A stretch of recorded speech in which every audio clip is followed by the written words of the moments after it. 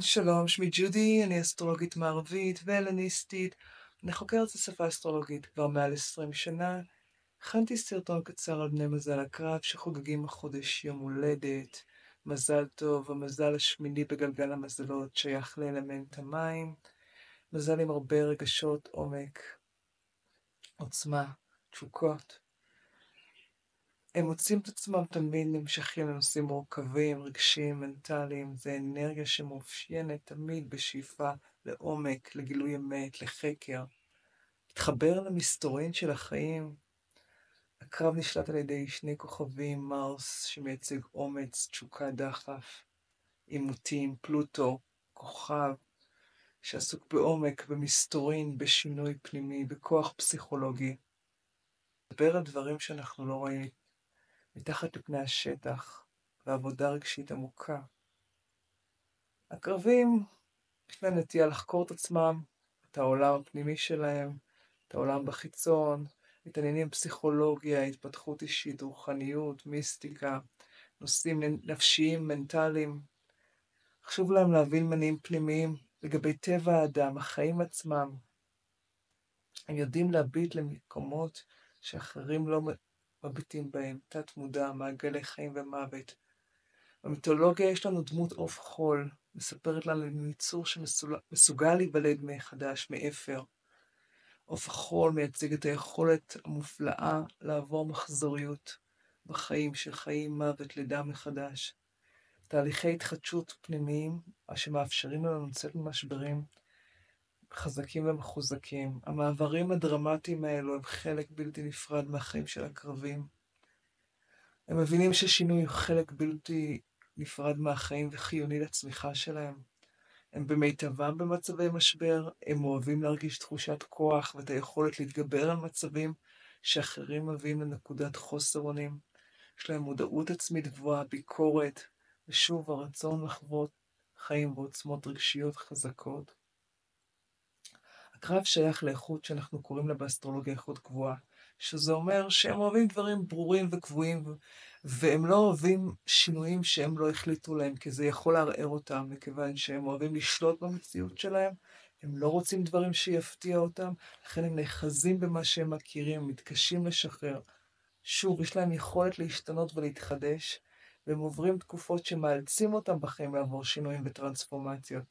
וכאשר שינוי נכפה עליהם, הם עדיין מתמודדים ולומדים תוך כדי שינוי, שהשינוי הוא הזדמנות לצמיחה ולהתפתחות.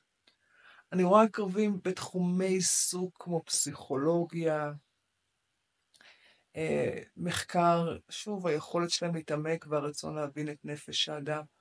תחומים כמו משטרה, מודיעין, קרימינולוגיה, היכולת שלהם לסודיות, הסקרנות, יכולת הבילוש המדהימה שלהם. תחומים כמו כלכלה, פיננסים, הם רוצים ביטחון כלכלי, הם רוצים לבסס כוח בשליטה, גם שם הם נמצאים. תחומי רפואה, ניהול. שוב, יש להם משיכה לעולמות שמצריכים שליטה וחוסן ויכולת מחקר מעמיקה.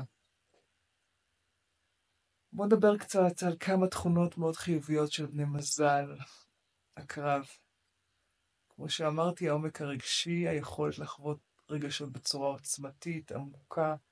יש להם נחישות מדהימה, היכולת שלהם לדבוק במטרה, הרצון החזק שלהם שמאפשר להם להתגבר על מכשולים, הופך אותם למזל מאוד עוצמתי. כושר ההישרדות, היכולת לעמוד בפני מצבים קשים, לקום מחדש, אינטואיציה מדהימה, הם רואים דברים שאחרים לא רואים. הם מזהים בקלות שקרים, מניעים של אחרים שאנחנו לא רואים אותם. מגנטיות, יש להם מגנטיות מאוד חזקה. הם מקרינים את העוצמה שלהם עם כנות וישירות, הם אמיתיים, מחפשים אמת ומשמעות. יש גם להקרב, כמו לכל יתר המזלות, תכונות פחות חיוביות, ואני אגיד גם בהזדמנות זאת לגבי אלו שעדיין לא מבינים באסטרולוגיה כל כך, גם אם לא נולדת במזל הקרב, יכול להיות לך חלקים במפה האסטרולוגית שיש בהם נוכחות לאנרגיה הקרבית. ואם זה אופק, ירח, ונוס, מרס, אז חשוב באמת לדעת שלכל מזל יש אור וצל. לכל מזל יש תכונות חיוביות ושליליות, ועד שאני לא אראה באמת מפה, ואני לא אראה את ה-DNA האישי שהאדם מביא איתו לעולם, אני באמת לא יודע. אז באופן אישי אני מאוד אוהבת את המזל הזה, על העומק והנחישות והכוח הרצון המאוד עצמתי שלהם. אבל המקומות שהם לא פשוטים, הם כמו קנאה ורכושנות. אנחנו נראה אותם מאוד נאמנים ואינטנסיביים בקשרים, אבל כאשר הם מרגישים מאוימים, אנחנו נראה אותם מפגינים קנאה, אנחנו נראה אותם מפגינים רכושנות. קשה להם לסלוח כאשר הם נפגעים או נבגדים, והרגשות הם מאוד עוצמתיים גם לשלילה, והם יכולים לפתח שליטה על גבול האובססיה במערכות יחסים, וזה מוביל אותם לקונפליקטים עם בני זוג, נטייה קיצונית של שחור, לבן, טוטליות, הרצון לשלוט בכסף, ברכוש, ביחסים. במצבי קיצון גם מפתחים הרגלים הרסניים, הגזמות, שתייה, אכילה, מין, סמים, הימורים.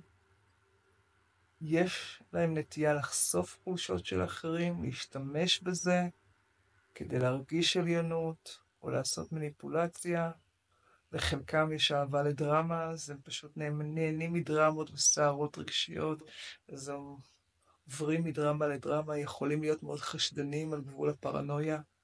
בייחוד קשה להם להתמודד עם הדחפים המאוד חזקים, במיניות, בנטייה לריגושים. הם בהחלט, נראה אותם נאבקים להגיע לשליטה עצמית, להתגבר על רצונות כפייתיים ועל החלקים הפחות טובים שחלקם יש, והם בהחלט יכולים גם לנוע מאהבה לשנאה. אנחנו לא נראה את זה כי הם לא יסגירו רגשות המון פעמים.